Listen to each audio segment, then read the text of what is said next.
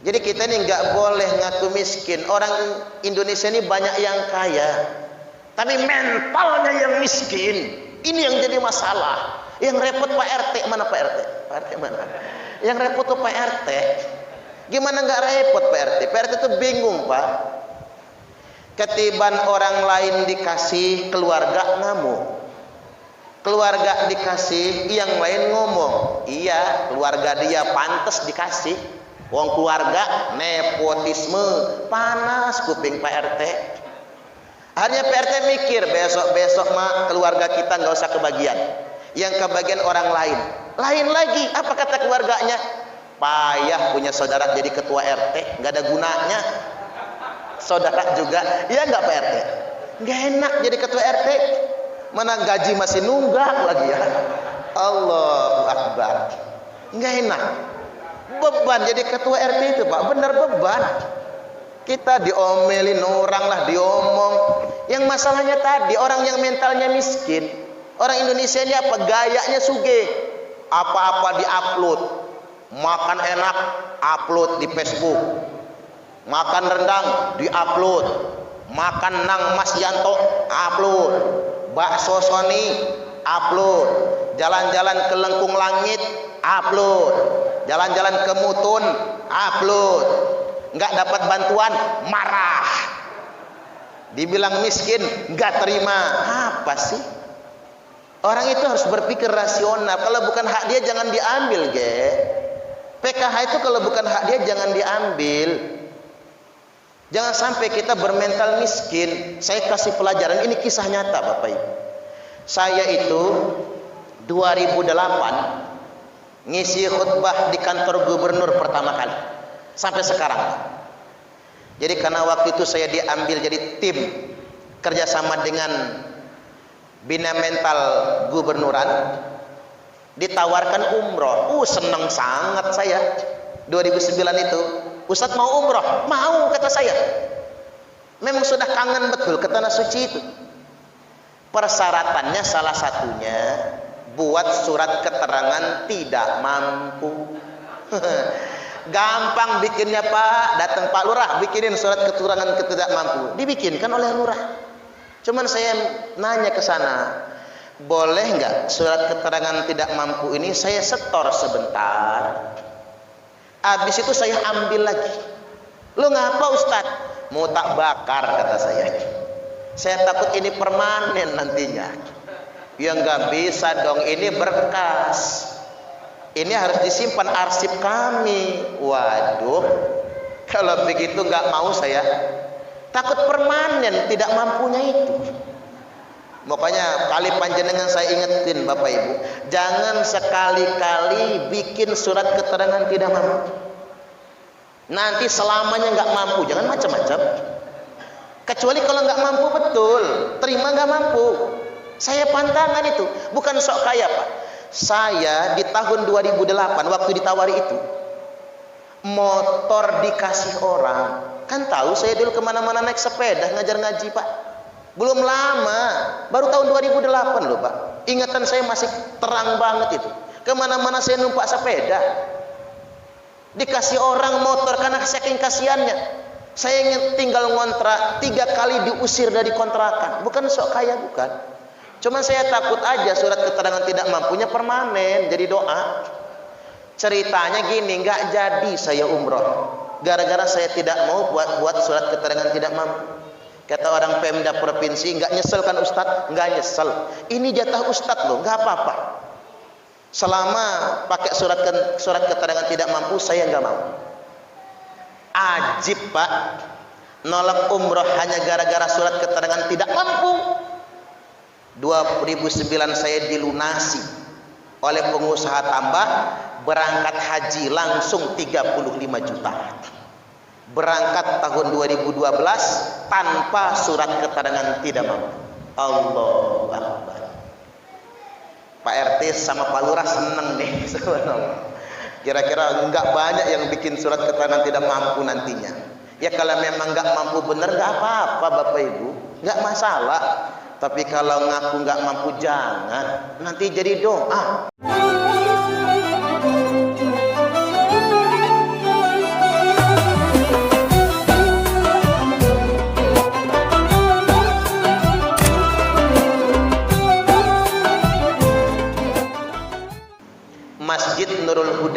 Tanjung Senang ini bagus Pak, karena toiletnya itu dibuka 24 jam. Saya pernah mules banget Pak, mules banget ya. Makanya kalau melihat kendaraan ngebut, nanti dulu kita berburuk sangka. Jangan-jangan orang kebelet itu, jangan-jangan. Saya mules banget, salah makan, sedetik lagi mau keluar. Langsung saya parkir di sini, ternyata tidak dikunci. Alhamdulillah. Habis buang hajat, saya wudhu lalu berdoa, ya Allah, semoga semua jamaah Masjid Nurul Huda ini masuk surga semua. Langsung doa saya. Karena ada masjid yang pelit loh Pak, dikunci semua. Alasannya apa? Ngapain mampir ke masjid cuman buang hajat? Emang masjid toilet gitu? Kita salah. Buang hajat itu Pak ibadah, istinja itu ibadah. Masuk dalam kitab fikih itu. Kalau kita belajar fikih toharah, istinja itu ibadah. Maka saya berharap masjid-masjid jangan dikunci, tapi kotak amalnya amankan dulu isinya. Kalau nggak hilang kotaknya nanti. Pokoknya tiap jam ambilin tuh isi kotak amal. Kalau nggak hilang dia, jangan dikunci. Ada masjid Pak pelit sangat, dikunci, toilet orang nggak bisa mampir. Tapi kalau masjidnya ngebangun, orang males nyumbangnya. Jangan suuzon dengan orang yang mampir ke masjid. Walaupun buang hajat, jangan suuzon. Karena itu ibadah juga, luar biasa nilainya. Ada masjid berantakan, kehabisan modal buat ngebangun. Ada orang kebelet mampir, buang air di situ. Enggak sholat, cuman mampir buang air. Cuman dia tanya, ini kok masjidnya berantakan? Kata pengurus, duitnya habis buat ngebangun. Yang buang hajat langsung tinggalkan kartu nama. Ini kartu nama saya. Besok jam 10 takmirnya telepon saya, datang ke kantor saya. Begitu datang, apa kata dia? Kurang berapa? Kata takmirnya kurang 800 juta. Kata dia 800 juta saya bayar semua. Subhanallah. Kalau saya Pak punya duit 800 juta, mending buat modal kawin lagi. Iya kan? Dia buat nyumbang hanya karena buang hajat. Ini saya himbau kepada takmir-takmir masjid, ini bagus. Masjid Nurul Huda bagus banget.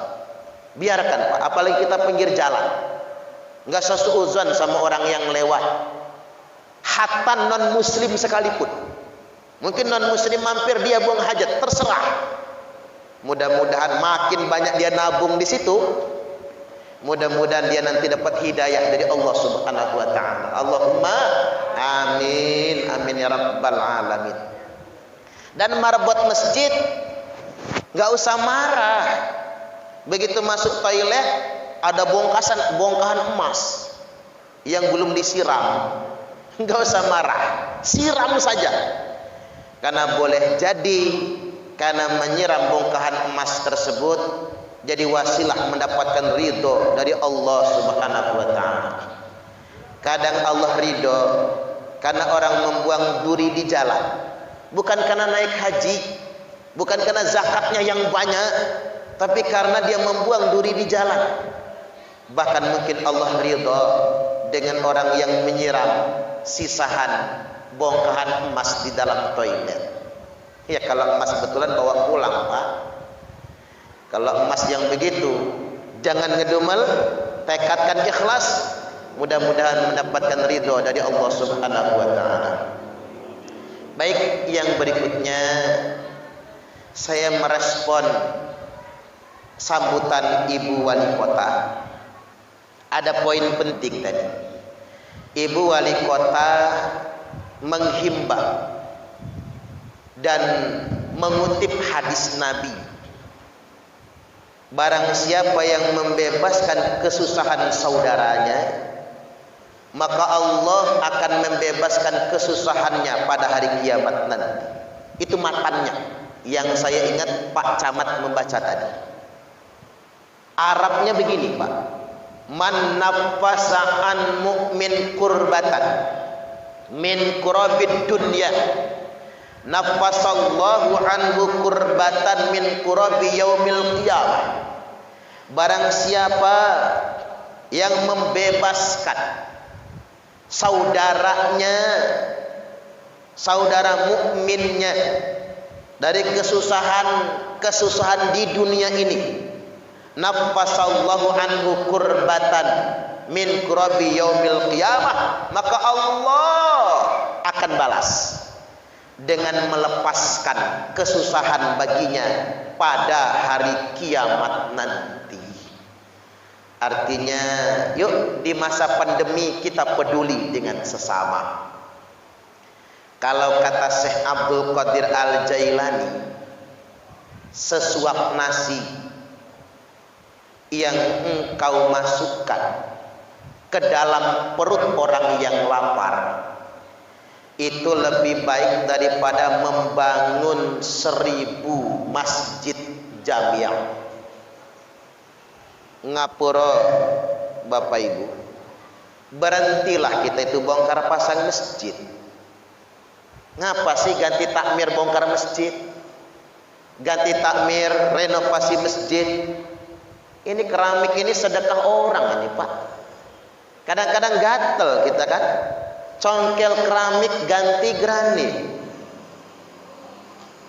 Ini ngecat yang gitu tuh, yang hijau-hijau ini, ngecat yang ini mahal ini, ngecatnya ini mahal, catnya mahal, upahnya mahal. Kita gatel, ah hijau ganti biru, habis biru ganti kuning, nggak pernah puas.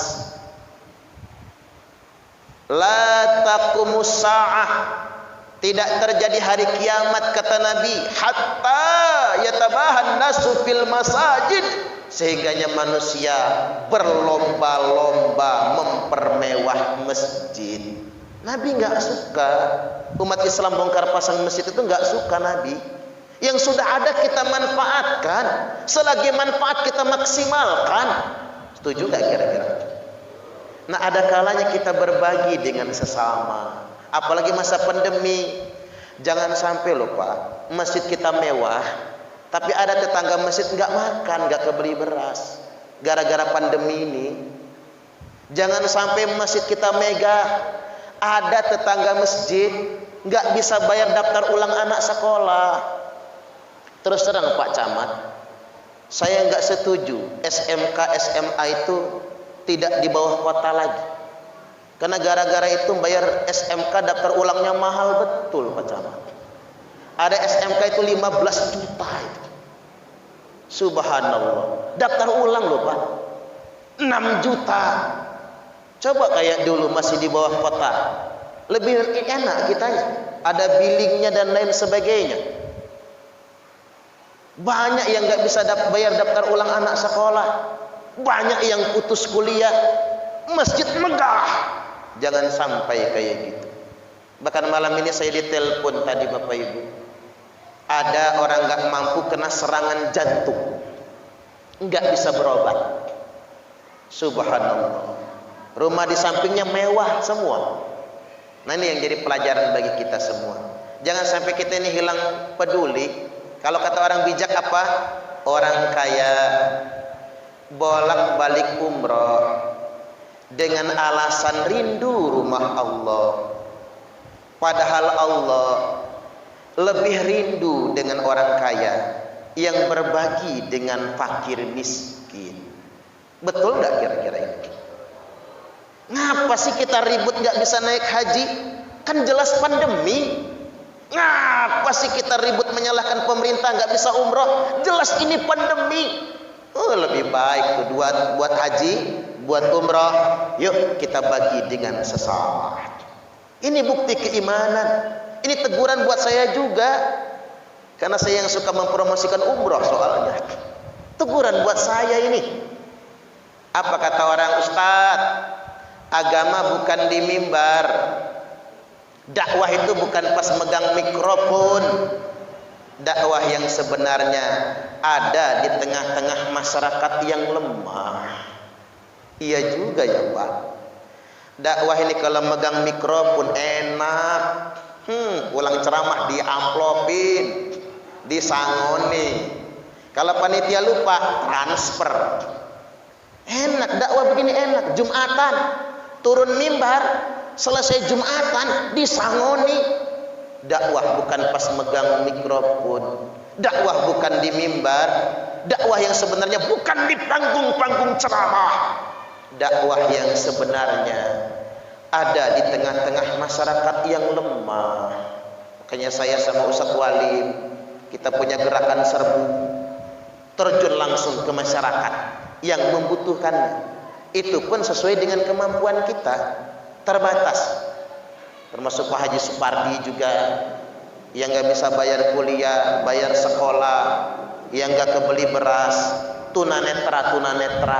Coba Pak, di jalan Cemara Raya itu ada kontrakan kan, ada bedeng kontrakan. Di situ tinggal keluarga tunanetra. Pak Mursid buta, tunanetra, lumpuh, berak kencing di celana. Kalau masuk kontrakannya pesing bukan main. Istrinya Ibu Ratinem, tunanetra juga. Tiap hari kerjaannya ngamen di pom bensin Antasari. Subhanallah, luar biasa. Cobalah kita mampir ke sana, kita kunjungi. Mereka tinggal ngontrak di sana. Kita berikan perhatian, karena suaminya itu stroke, nggak bisa bangun sama sekali. Yang ngurus juga orang tunanetra. Subhanallah. Memang pandemi ini banyak dampaknya. Kalau kata Al Imam Sufyan At-Tsauri, hadza zamanus sukut waluzumul buyut waridha bil quds ila antamut. Zaman ini adalah zaman di mana kalian semua mesti banyak diam, betah-betah tinggal di rumah. Waridha bil quds, ridho dengan persediaan makan yang ada, ngirit jangan boros. Ila antamut, sampai engkau mati. Jadi stay at home itu sudah ada Pak dari zaman dulu kan. Imam Sufyan Ats-Tsauri ini kan ulama tabi'in. Hadza zamanus sukut. Zaman ini adalah zaman di mana kalian mesti banyak diam. Waluzumul buyut, betah-betah tinggal di rumah, stay at home. Ya gara-gara corona ini. Orang kampung pinter bahasa Inggris semua. Menang nang omah, stay at home. Wah. Mbah-mbah di kampung bisa Pak ngomong stay at home. Napa Mbah? Stay at home. Artinya apa? Menang nang omah. Iya. Sekolah dari rumah, home schooling. Ngajar dari rumah, home teaching. Kerja dari rumah, home working. Buruh harian di rumah kan tidak digaji, home pimpa, alaihum gambreng. Nah ini yang mesti jadi perhatian kita semua. Ya kalau pemerintah semua Pak nggak tercover, ya kita yang harus peduli kan, kita yang harus peduli. Cuman payahnya juga sih sekarang kita ini. Mengapa saya katakan payah? Kadang-kadang yang mampu ngakunya nggak mampu. Daftar sekolah billing, rumah tetangga dipoto-foto. Jangan Pak, ya nggak kira-kira, nggak boleh kayak gitu. Pengen dapat bidik misi, rumah orang di kampung dipoto-foto, nggak boleh. Jadi kita ini nggak boleh ngaku miskin. Orang Indonesia ini banyak yang kaya, tapi mentalnya yang miskin. Ini yang jadi masalah. Yang repot Pak RT, mana Pak RT? Pak RT mana? Yang repot tuh Pak RT. Gimana nggak repot Pak RT? Pak RT tuh bingung Pak. Ketiban orang lain dikasih, keluarga ngamuk. Keluarga dikasih, yang lain ngomong. Iya, keluarga dia pantas dikasih. Wong keluarga nepotisme, panas kuping Pak RT. Akhirnya Pak RT mikir, besok-besok mah keluarga kita nggak usah kebagian, yang kebagian orang lain. Lain lagi, apa kata keluarganya? Payah punya saudara jadi ketua RT, nggak ada gunanya. Saudara juga, ya nggak Pak RT? Nggak enak jadi ketua RT, mana gaji masih nunggak lagi ya. Allahu Akbar, nggak enak. Beban jadi ketua RT itu Pak, benar beban. Kita diomelin orang lah, diomong. Yang masalahnya tadi orang yang mentalnya miskin. Orang Indonesia ini apa? Gayanya sugih. Apa-apa diupload. Makan enak, upload di Facebook. Makan rendang, diupload. Makan nang Mas Yanto, upload. Bakso Sony, upload. Jalan-jalan ke Lengkung Langit, upload. Jalan-jalan ke Mutun, upload. Nggak dapat bantuan, marah. Dibilang miskin, nggak terima. Apa sih? Orang itu harus berpikir rasional. Kalau bukan hak dia jangan diambil, ge. PKH itu kalau bukan hak dia jangan diambil. Jangan sampai kita bermental miskin. Saya kasih pelajaran, ini kisah nyata Bapak Ibu. Saya itu 2008 ngisi khutbah di kantor gubernur pertama kali sampai sekarang. Jadi karena waktu itu saya diambil jadi tim kerjasama dengan Bina Mental Gubernuran, ditawarkan umroh. Seneng sangat saya 2009 itu. Ustadz mau umroh? Mau, kata saya. Memang sudah kangen betul ke tanah suci itu. Persyaratannya salah satunya buat surat keterangan tidak mampu. Gampang bikinnya Pak, datang Pak Lurah bikinin surat keterangan tidak mampu, dibikinkan oleh Lurah. Cuman saya nanya ke sana, boleh nggak surat keterangan tidak mampu ini saya setor sebentar, habis itu saya ambil lagi. Lu ngapa Ustadz? Mau tak bakar, kata saya. Saya takut ini permanen nantinya. Ya nggak bisa dong, ini berkas. Ini harus disimpan arsip kami. Waduh, kalau begitu nggak mau saya. Takut permanen tidak mampunya itu. Makanya kali panjenengan saya ingetin Bapak Ibu, jangan sekali-kali bikin surat keterangan tidak mampu. Nanti selamanya nggak mampu, jangan macam-macam. Kecuali kalau nggak mampu betul, terima nggak mampu. Saya pantangan itu, bukan sok kaya Pak. Saya di tahun 2008 waktu ditawari itu, motor dikasih orang. Kan tahu saya dulu kemana-mana naik sepeda ngajar ngaji Pak. Belum lama, baru tahun 2008 loh Pak. Ingatan saya masih terang banget itu. Kemana-mana saya numpak sepeda. Dikasih orang motor karena saking kasihannya. Saya ingin tinggal ngontrak, 3 kali diusir dari kontrakan. Bukan sok kaya, bukan. Cuma saya takut aja surat keterangan tidak mampunya permanen, jadi doa. Ceritanya gini, nggak jadi saya umroh. Gara-gara saya tidak mau buat surat keterangan tidak mampu. Kata orang Pemda provinsi, nggak nyesel kan Ustadz? Nggak nyesel. Ini jatah Ustadz loh, nggak apa-apa.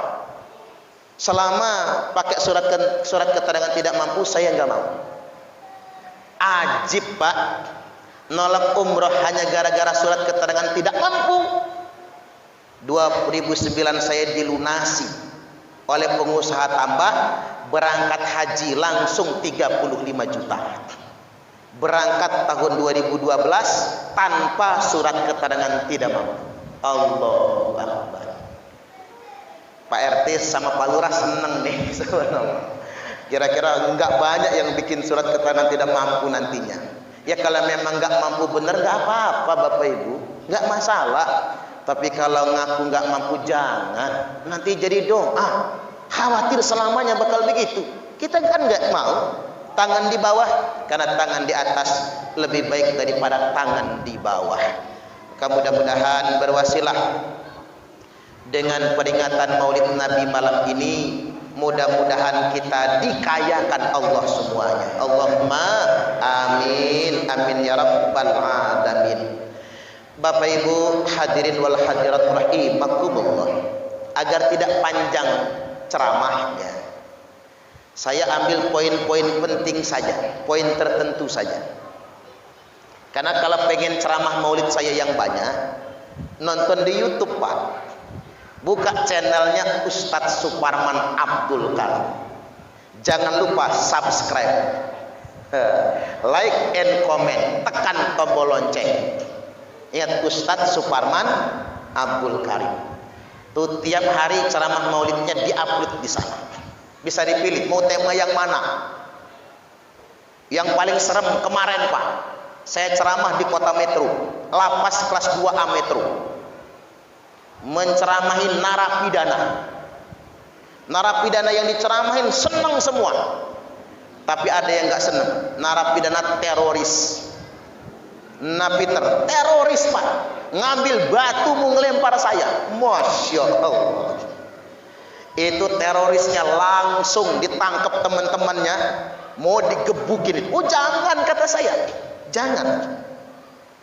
Itulah bedanya Pak. Kalau narapidana kasus-kasus yang lain, mereka insaf, mereka sadar mereka banyak dosa, mereka sadar mereka banyak salah, mereka masuk penjara ingin menebus dosa-dosa.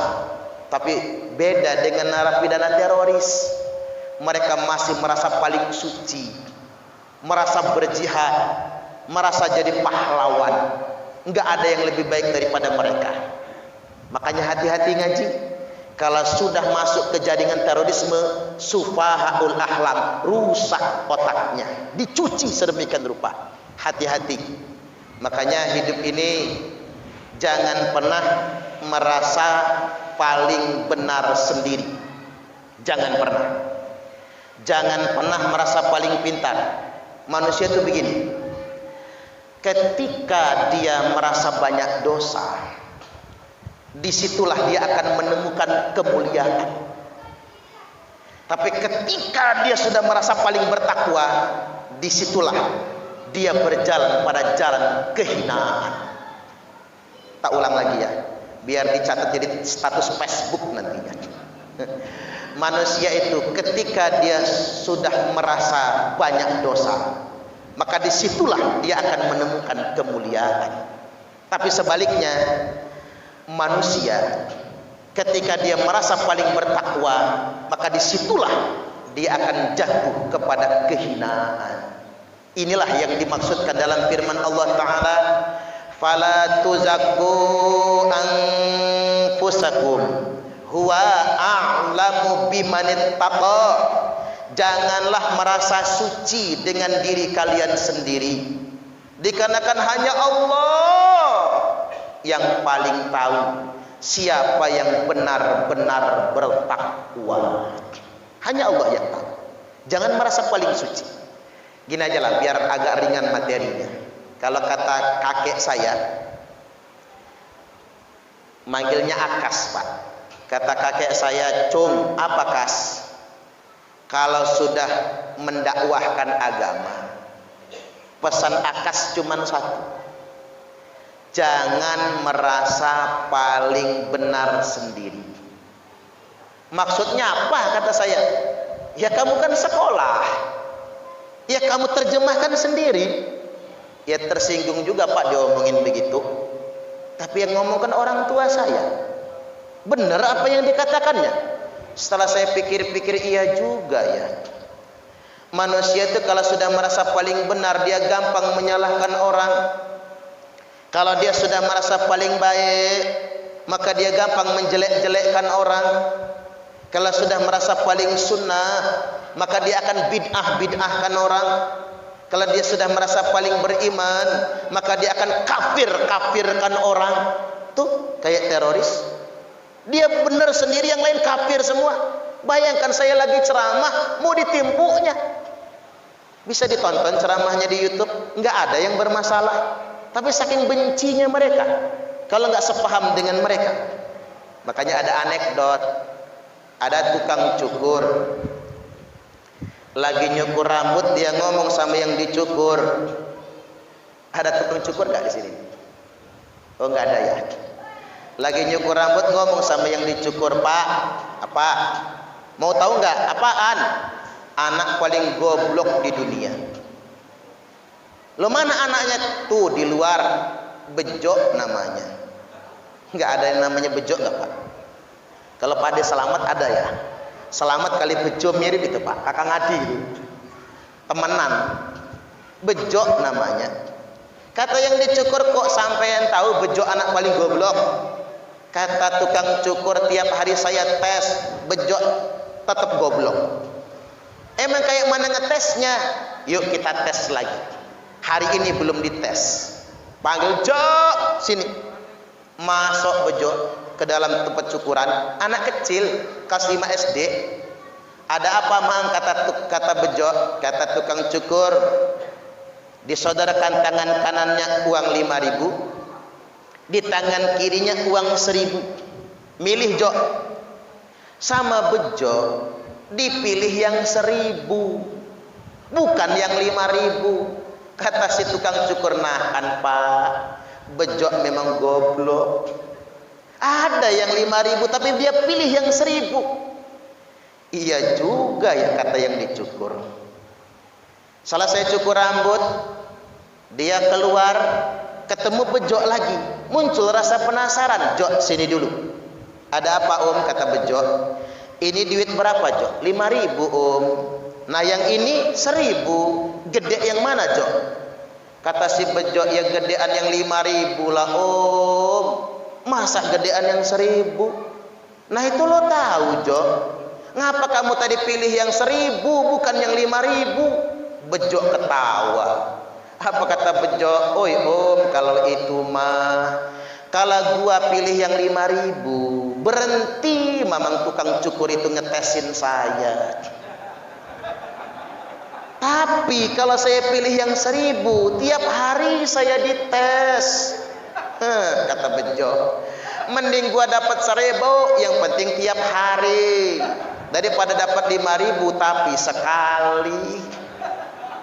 Kata yang dicukur, Pak, oi, yang goblok bukan bejo, kata dia. Yang goblok tukang cukur.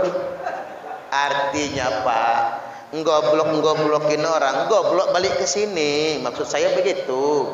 Mengkafir-kafirkan orang kafir balik ke sini. Membid'ah-bid'ahkan orang bid'ah balik ke sini. Ini saya bacakan hadis ini agak serius ngajinya, nggak apa-apa ya, sekali-sekali lah. Yakhruju qaumun yaqra'unal Qur'an, akan keluar sekelompok orang, kata Nabi, yang mereka itu membaca Al-Qur'an. Laisa qira'atukum ila qira'atihim bisai', bacaan Al-Qur'an enggak ada apa-apanya dibandingkan dengan bacaan Qur'an mereka. Hebat mereka itu bacaan Qur'annya, malah hafal Qur'an, Pak, hafal Qur'an. Wala salatukum ila salatihim bisai', puasa salatmu tidak ada apa-apanya dibandingkan dengan salat mereka. Wala siyamukum ila siyamihim bisai', puasamu tidak ada apa-apanya dibandingkan dengan puasa mereka.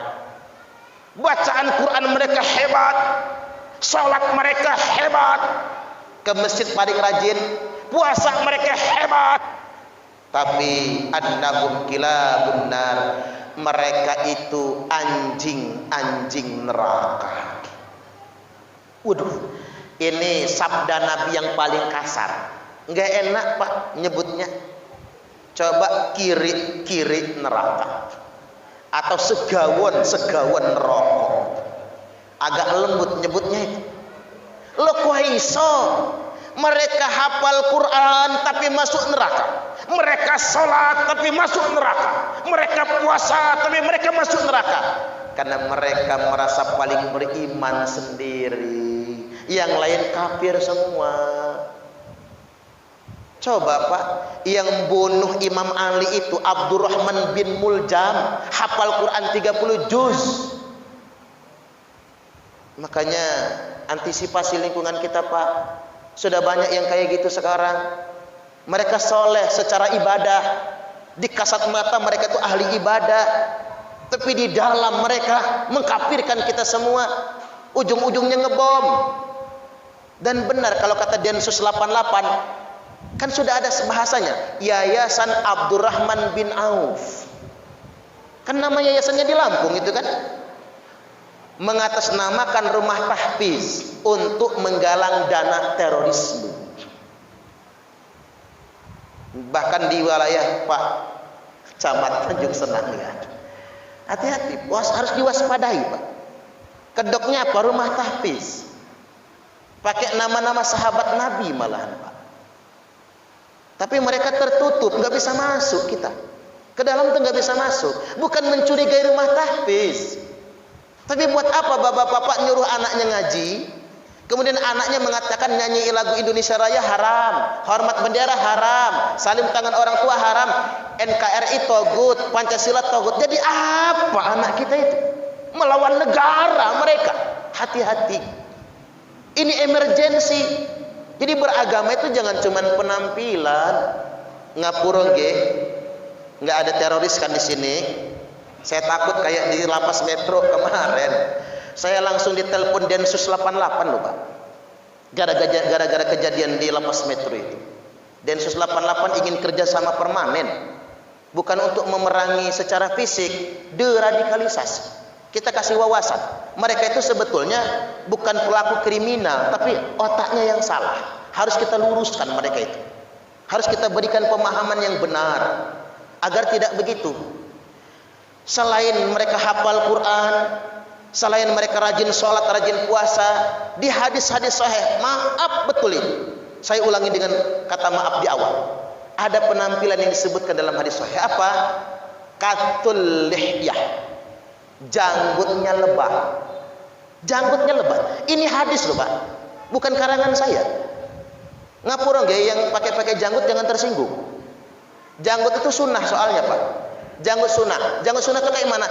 Janggut yang disukai Nabi itu sekepalan. Nah, sekepalan dipotong. Jangan terlalu panjang, sekepalan aja. Itu banyak bidadari yang bergelantungan. Iya. Ustaz, waduh, kayak Ustaz Walim ini pas sangat ini Pak. Ini bukan janggut teroris, bukan. Ini janggut calon pemuda surga. Iya. Ini janggut yang disukai Nabi. Jangan benar kalau kata Kiai Said Akil Sirot, beliau itu bukan ngomong salah, benar. Profesor Dr. Kiai Haji Said Akil Sirot, yang nggak boleh itu yang ngejreng, tekan udel, itu yang nggak boleh. Karena hadisnya begitu, makin dawa janggute makin goblok. Itu ada hadisnya Pak, bukan hadis asar ulamanya ada memang. Karena nggak boleh terlalu panjang. Nabi menegur sahabat, kata Nabi rapihkan janggutmu. Nggak boleh mekar panjang seperti janggutnya kaum Khawarij, nggak boleh sekepalan. Kan nggak ada kan yang terlalu panjang. Alhamdulillah, takut saya ditimpu. Kalau tiba pakai ayam nggak apa-apa, tak makan. Ini ngaji harus kadang-kadang begini Pak, biar kita ini nggak ketipu orang. Terus begitu yang berikutnya, dzusimain baina ainai, mereka itu hitam di antara kedua matanya. Ini bukan kata saya, hadis. Ini hadis sahih. Saya nggak mau dimarah-marah gara-gara ini soalnya. Hitam di antara kedua matanya. Cuman begini, kalau ngeliat orang jidatnya hitam, jangan dikatakan teroris nih. Jangan deh. Kan nggak semua yang jidatnya hitam itu radikal, kan tidak. Guru saya, salah satu kiai saya Pak, jidatnya hitam. Karena rajin sujud. Kan orang yang jidatnya hitam ada 5 macam. Satu, rajin sujud. Nek tahajud sekali sujud 3 jam. Wah. Lama kelamaan kapalan Pak. Coba jenengan periksa. Mata kaki sebelah kiri itu pasti kapalan kan? Karena kita rajin sholat. Kalau mau tahu orang itu rajin sholat apa enggak, lihat mata kaki kirinya. Mata kakinya mulus bang, enggak pernah sholat ini orang. Yakin dah. Ya kapalan lah di sini, no kebiasaan kok. Ya orang sujud kalau kesuwen, sujudnya lama, berjam-jam, ya kapalan dong sininya. Apalagi sujudnya nggak pakai sorban, nggak pakai sajadah, sujudnya pakai sajadah yang kasar, cepet kapalan. Yang kedua, yang jidatnya hitam itu waktu sujud sengaja diurek-urek. Nah, kalau yang itu tuh seminggu langsung kapalan jidatnya. Mudah bikinnya. Yang ketiga, kepentok tiang listrik, hitam juga jidatnya, campur benjol. Yang keempat, diketok bininya pakai wajan karena ketahuan kawin lagi. Allahu Akbar. Yang kelima, disedot pakai alat bekam, jajal, dibekam jidatnya, hitam jidatnya. Artinya jangan terlalu kaku juga. Tapi hadis menyebutkan begitu. Yang ketiga, muqallitut thiyab, bajunya menggantung setengah betis. Ingat, orang yang bajunya cingkrang tapi jangan dituduh teroris, jangan. Maksud saya, itu hadisnya saya bacakan aja. Nabi cingkrang juga loh Pak. Jadi jenengan yang cingkrang-cingkrang jangan abis ini jadi putus asa, sedih. Dia sampai rumah nangis, nopo Pak sedih? Kata Pak Parman naik cingkrang teroris misalnya. Ya enggak dong Pak, enggak. Nabi cingkrang, Nabi itu, Nabi cingkrang. Saya enggak menghina cingkrang, Nabi juga cingkrang. Namun Nabi itu yang cingkrang komisnya dan izarnya. Apa itu kamis? Gamis bahasa kitanya. Nabi itu yang cingkrang gamis. Nah gamis begitu Pak, cingkrang. Itu baju Nabi. Atau izar, sarung yang cingkrang. Maksud saya begini, jangan sampai kita salah arti pakai sirwal. Sirwal itu bahasa Arab. Bahasa orang Sumateranya seluar, kan gitu. Sirwal atau seluar itu Pak, cingkrang. Orang sholat pakai celana cingkrang, baju kaos oblong, sholat. Coba jenengan bayangin, emang Nabi dulu kayak gitu tah? Persis kayak orang mau nyangkol di sawah. Ya bukan pada tempatnya. Sirwal itu daleman, luarannya sarung atau gamis, itu baru boleh. Karena begini Pak Camat, di kantor Pemda, nggak usah disebut Pemda mana tapi ya, di kantor Pemda banyak PNS ngantor pakai celana cingkrang. Apalah PNS itu? Itu tanda mereka nggak pernah mondok. Kalau mereka pernah mondok nggak mungkin begitu. Karena yang cingkrang itu bukan celana loh. Pakai celana cingkrang PNS. Kalau saya jadi gubernur tak marahin itu. Ini nggak sesuai dengan aturan ini. Yang diharamkan itu isbal karena sombong.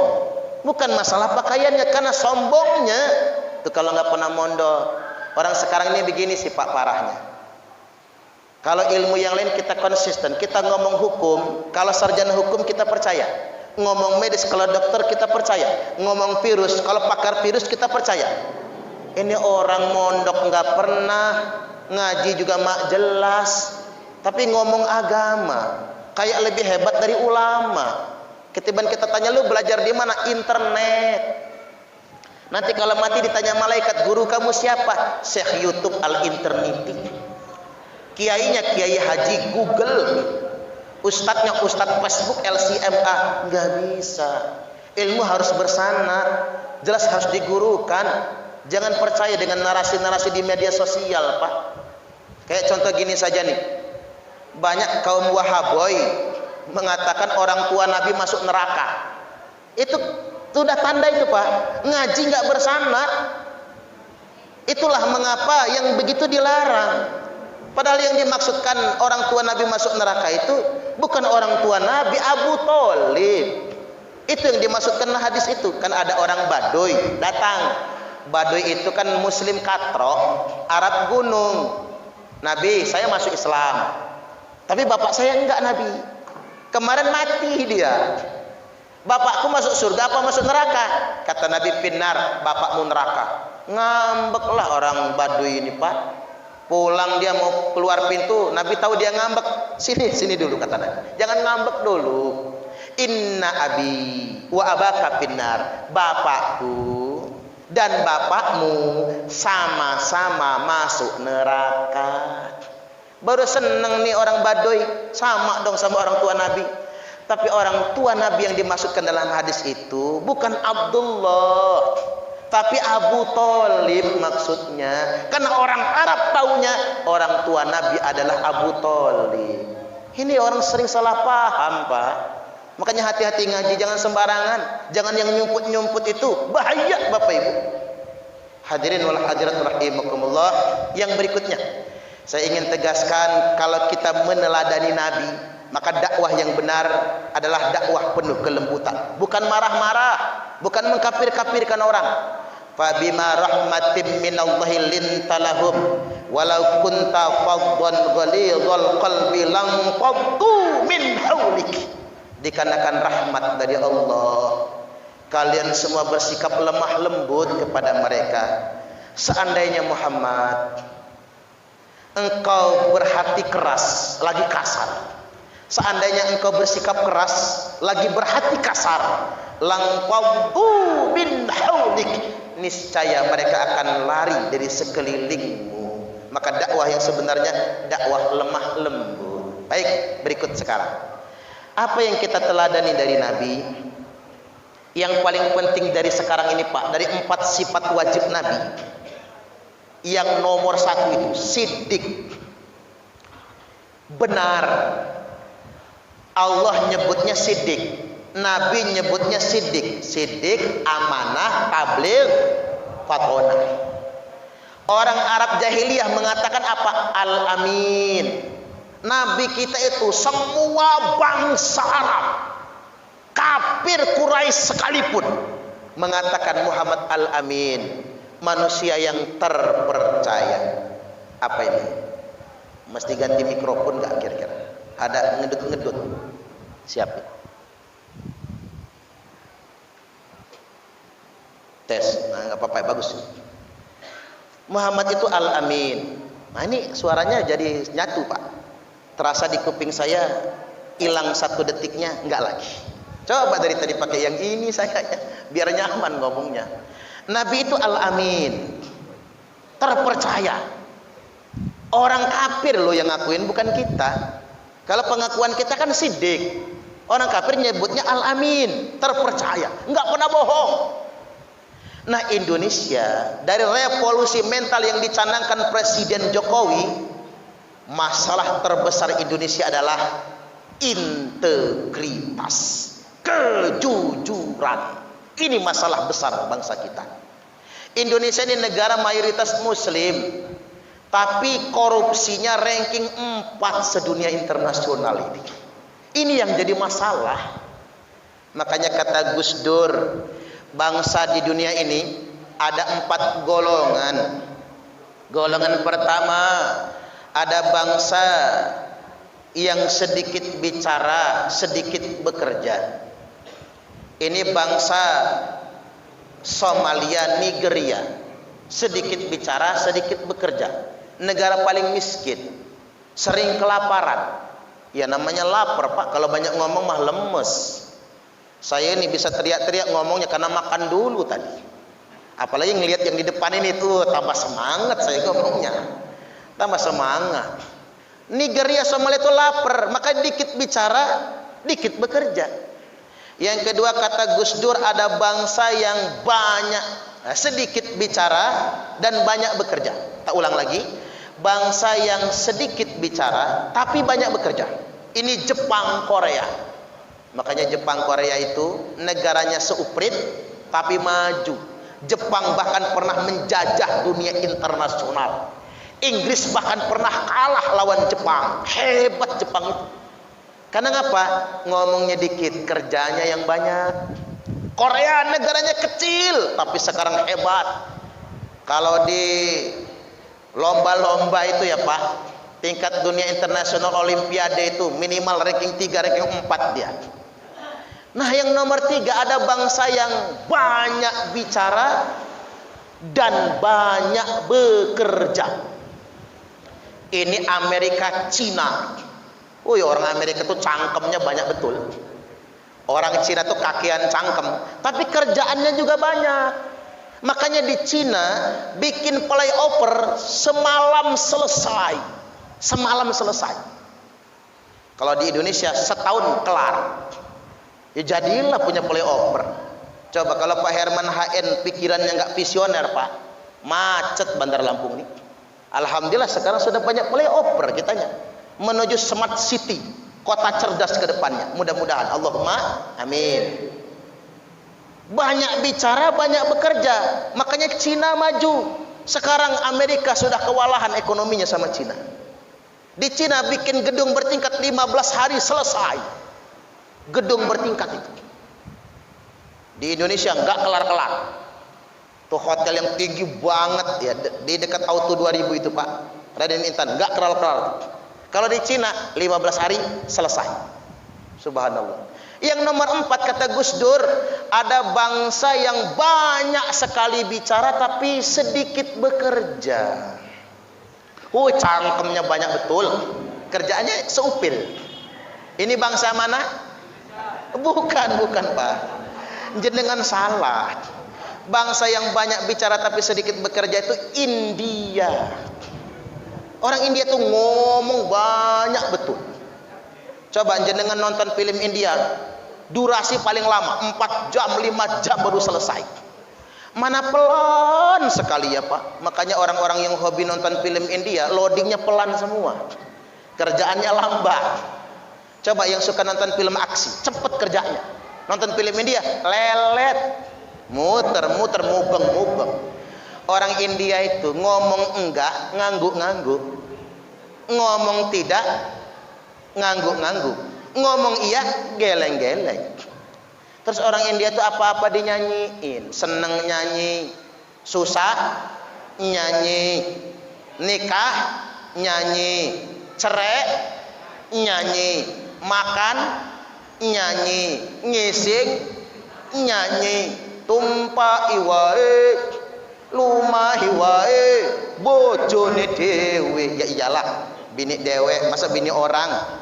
Ingat kata pepatah orang pasaran, laki-laki yang rajin mencium istrinya relatif lebih panjang umur dibandingkan dengan laki-laki yang mencium istri tetangganya. Setuju nggak kira-kira? Awas, hati-hati jenengan. Nah, balik ke Gus Dur tadi.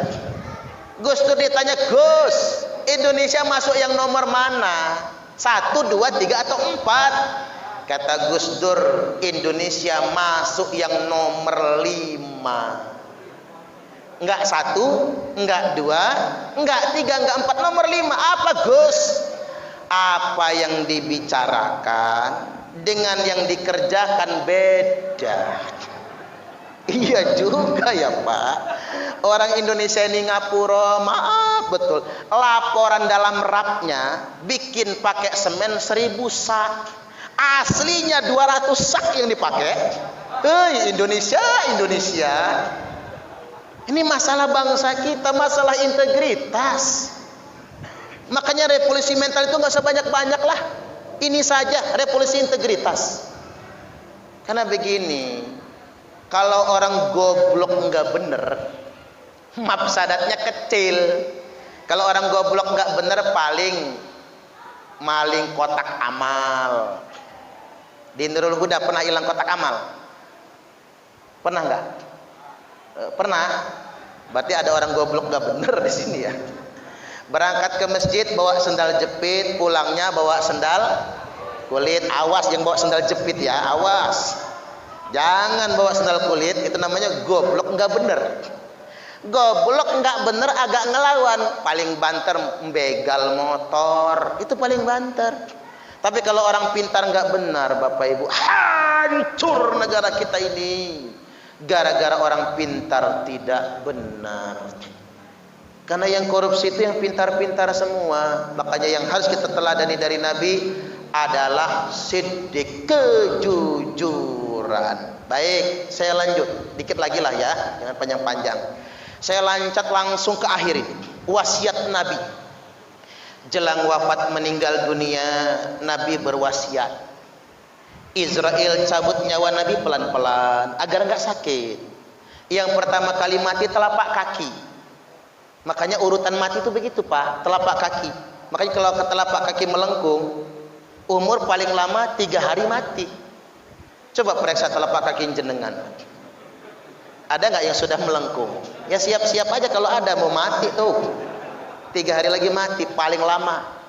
Orang kalau sudah mau mati tulang belakangnya lepek. Lepek itu begini rata, nggak melengkung tegak lagi.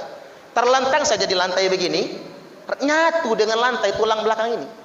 Kita selipkan telapak tangan kita nggak bisa lagi. Kalau sudah kayak gitu Pak, 3 hari mati. Nah duduk pun mesti cari senderan. Coba lihat yang nyender-nyender di pinggir. Ya jangan-jangan ya. Kalau sudah lepek sangat, itu urutannya ditarik nyawa Nabi sampai ke lutut, sampai ke pinggang, sampai ke udel, sampai ke dada. Begitu nyawa Nabi sampai di dada, beliau wasiat, usikum bisolah, aku wasiatkan kepada kalian semua jaga sholat. Ini wasiat Nabi waktu hendak wafat meninggal dunia, jaga sholat. Jangan sampai kayak kata orang sholat zuhur mepet asar, asarnya numbur maghrib, maghribnya mentok isya, isyanya ketiduran, subuhnya kesiangan. Ketiban sholat subuh niatnya begini, usalli fardhu subhi rakataini mustaqbilal kiblati, kodoan lillahi ta'ala. Lo kok kodoan Pak jam 8 sholat subuhnya? Ketahuan NU bener itu, bener, karena udah tahu niatnya. Istrinya nyusul, apa kata istrinya? Usalli fardhu subhi rakataini mustaqbilal kiblati, kesiangan lillahi ta'ala. Lo kok kesiangan Bu? Jam 9 sholat subuhnya. Nanti anak kita niru, apa kata anaknya? Usalli fardhu subhi wal dhuhri wal asri wal maghribi wal isya'i, kroyoan oplosan lillahi ta'ala. Hancur sholatnya. Walaupun sih mending Pak, kalau kata orang Jakarta, subuh maraton, zuhur nang salon, asar main badminton, maghrib mainin handphone, isya nonton sinetron, mati kena smackdown malaikat Israel. Ingat pesan Nabi, jaga sholat. Wa ma malakat aimanukum. Yang kedua pesan Nabi, jaga amanah yang sudah dibebankan kepada kalian. Orang-orang yang dalam tanggungan kalian, kerjaan yang dalam amanah, maksimalkan. Makanya saya tadi terkesan dengan pembicaraan Pak Camat. Ustadz, ini wajah saya. Beliau nutup masker Pak, takut kita foto, nanti dilaporkan camat acara nggak pakai masker, bisa digeser Pak Camat, jangan macam-macam. Makanya beliau buka masker tadi. Kalau saya nggak apa-apa, wong bukan PNS. Lagi pula kalau ceramah pakai masker Pak, lama-lama bau jigong. Saya keracunan jigong saya sendiri nantinya. Tapi apa yang berkesan di Pak Camat, nanti Ustadz kalau ketemu saya di jalan sapa. Karena saya ini nggak selamanya jadi camat, kata beliau. Nanti saya tetap akan jadi orang biasa juga. Subhanallah. Memang begitu Pak. Saya doakanlah Pak Camat nanti karirnya bagus. Kalau bisa, kalau nggak jadi bupati, wali kota lah Pak. Tapi jangan sekarang di Marabunda Epah kalau sekarang. Subhanallah, luar biasa. Tapi jangan ditangkap KPK, jangan. Karena mantan camat Tanjung Senang juga ditangkap KPK akhirnya Pak, gara-gara jadi bupati. Yang penting aman, Allah ridhoi. Kalau Allah sudah ridho tuh mudah semuanya. Yang penting dapat ridho Allah, segalanya bisa kalau Allah sudah ridho nantinya. Jaga amanah, itu yang terpenting. Kita cuma bertugas kok. Jadi ustadz ya amanah, jadi guru ngaji ya amanah, jadi ketua takmir ya amanah, semua adalah amanah. Tarik lagi nyawa Nabi sampai di kerongkongan. Begitu nyawa Nabi sampai di kerongkongan, nah ini pesan buat ibu-ibu di belakang sono tuh. Ittaqun nisa, ittaqun nisa, ittaqun nisa. Takutlah akan wanita, hati-hati dengan wanita. Mengapa? Kebanyakan wanita masuk neraka. Waduh, maaf ya Bu ya. Ibu-ibu ini kok pakainya pink semua ya kayaknya ya. Pengen dipanggil ya Humaira soalnya. Banyak wanita masuk neraka. Hadisnya begini nih, biar saya nggak ngebual. Dari awal tadi yang saya katakan itu Pak, terutama hal-hal yang penting, itu persis di hadisnya memang begitu. Nabi bersabda, "Atola'tu fil jannati faraitu aktar ahlihal fuqara." Aku diajak kunjung ke surga, kata Nabi. Ketika aku lihat di surga, ternyata kebanyakan penghuni surga orang fakir, orang miskin. Makanya bapak-bapak, ibu-ibu yang miskin-miskin, panjenengan adalah calon utama penghuni surga. Makanya bapak ibu kalau pengen cepat masuk surga, jangan kaya. miskin saja. Nah, yang sudah terlanjur kaya nggak apa-apa, hartanya kumpulin kasih ke saya. Enak aja kata bapak-bapak. Biar saya gunakan buat yang manfaat, buat membangun pondok gitu ya. Kita lagi membangun pondok soalnya di Pajar Baru, Bapak Ibu. Ya mudah-mudahan Allah kasih kemudahan. Allahumma amin. Balik lagi Bapak Ibu. Banyak penghuni surga itu adalah orang fakir kata Nabi, karena hisab mereka ringan. Wa tala'tu fin nari faraitu aktsara ahlihan nisa. Lalu aku diajak kunjung ke neraka dan aku lihat sebagian besar, kebanyakan penghuni neraka itu kaum wanita. Masya Allah. Na'udzubillah. Apa sebabnya banyak wanita masuk neraka? Karena wanita kurang syukur dengan suaminya. Bu,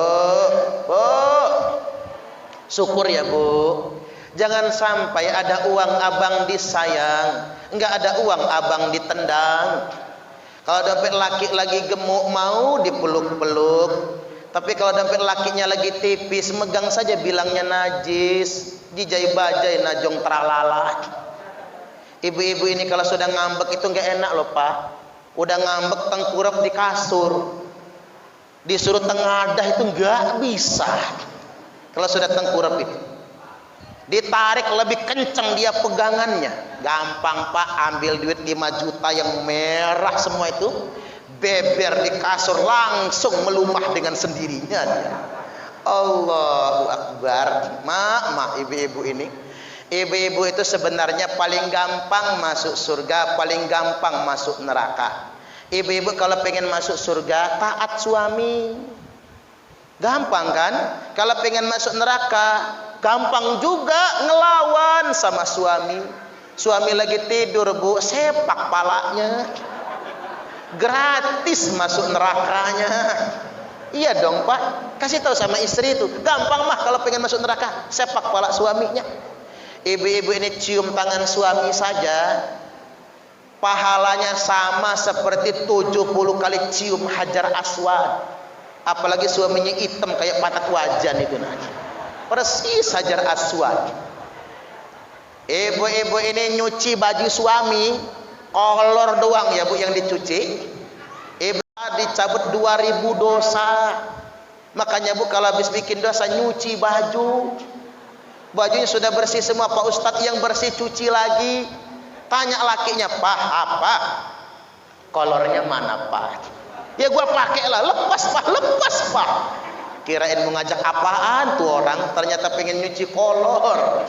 Gampang perempuan masuk surga. Tarik lagi nyawa Nabi, sampailah di batas yang paling akhir. Nabi mengucapkan kalimat as-shalah, as-shalah, as-shalah, salat dan salat lagi. Ummati, umatku. Wafatlah Nabi Senin 12 Rabiul Awal tahun ke-11 Hijriah di usia 63 tahun. Demikian dari saya, kurang lebihnya mohon maaf dan kepada Allah Ta'ala mohon ampun. Langsung doa. Baik, sebelum kita tutup, kita berdoa terlebih dahulu. Ya dzal jalali wal ikram. A'udzubillahi minasyaitonir rajim. Bismillahirrahmanirrahim.